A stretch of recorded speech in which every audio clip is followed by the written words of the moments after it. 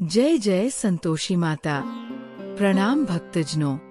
जो सच्चे मन से माता का व्रत करता है उसके जीवन से हर कष्ट दूर हो जाते हैं।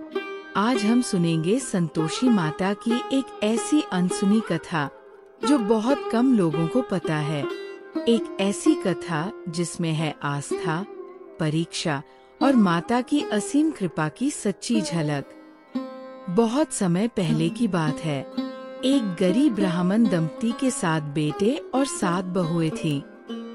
सबसे छोटी बहू थी सती, विनम्र और धर्मपरायण।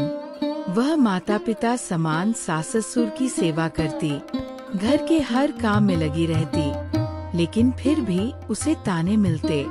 बाकी बहुएं आराम करती, स्वादिष्ट भोजन खाती और छोटी बहू को रूखा सूखा खाना देती। उसके हिस्से में केवल बचा कुचा अन्न आता, लेकिन छोटी बहू कभी शिकायत नहीं करती, बस मन ही मन भगवान और माता से प्रार्थना करती। एक दिन वह बहुत दुखी होकर मंदिर में गई। वहाँ एक वृद्धा उसे मिली, जिसने पूछा, बेटी इतनी उदास क्यों?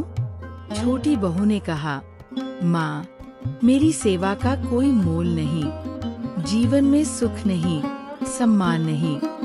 वृद्धा मुस्कुराई और बोली, बेटी संतोषी माता का व्रत करो।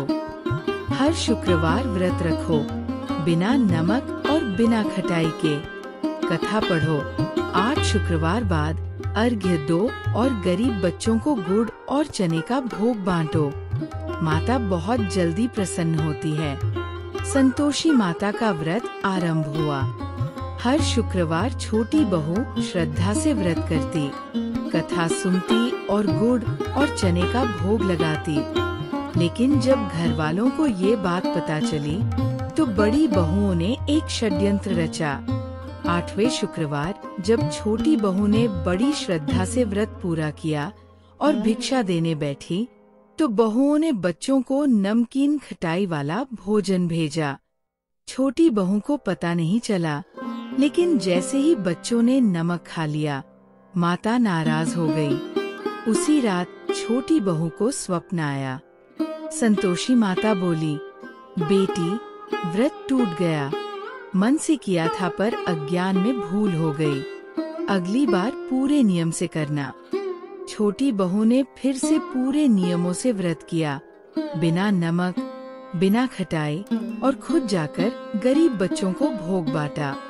और फिर माता संतोषी प्रसन्न हुई। उसी रात उसके पति, जो वर्षों से दूर प्रदेश में थे, सपने में माता के कहने पर घर लौट आए। साथ में ढेर सारा धन, वस्त्र और मिठाइयाँ लाए।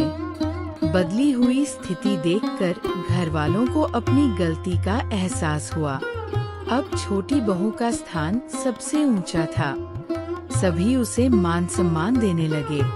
इसी प्रकार जो भी श्रद्धा, नियम और सच्चे हृदय से संतोषी माता का व्रत करता है अथवा इस कथा को पढ़ा, सुनता या दूसरों को सुनाता है, उसके जीवन में सुख, शांति, समृद्धि और संतोष की वर्षा होती है। माता सिर्फ भोग नहीं, भाव देखती है। जय संतोषी माता।